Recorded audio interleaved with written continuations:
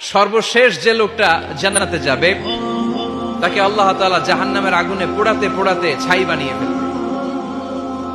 আল্লাহ বলবেন, জিব্রাইল যাও একটু দেখো, একটা মাত্র সেজদা দিয়েছে আমাকে, এরকম কাউরে পাওয়া যায় কিনা। বাটি চালান দিয়ে দেখো পাওয়া যায় কিনা।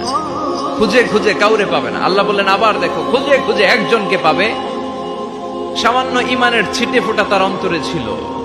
আল্লাহ বলবেন, যেহেতু ছিটে ফোঁটা আছে, অনেক মায়ের খাইছে, ওকে বের করে জাহান্নাম থেকে বের করে একটা নির্ধারিত দূরত্বে রেখে দাও।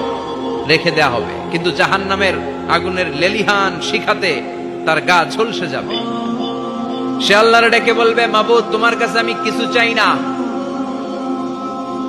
জাহান্নাম থেকে তুমি আমাকে বের করেছো, জীবন নদীর পানি তুমি আমার গায়ের মধ্যে ঢেলে দিয়েছো, আমি আবার সজীবতা ফিরে পেয়েছি। আমি তোমার কাছে জান্নাত চাই না, শুধু নিরাপদ একটা দূরত্বে আমাকে রেখে আসো, যাতে জাহান্নামের আগুন আমারে কষ্ট দিতে না পারে।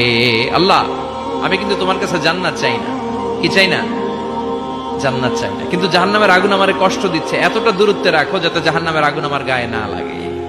আল্লাহ বললেন, ওকে রাখবো, কিন্তু আমার সাথে একটা কন্ট্রাক্টে যেতে হবে, যে এটা তোমাকে দিলে তুমি আর নতুন করে কিছু চাবা না। সে বলবে, আমি রাজি। কন্ট্রাক্ট হয়ে যাবে।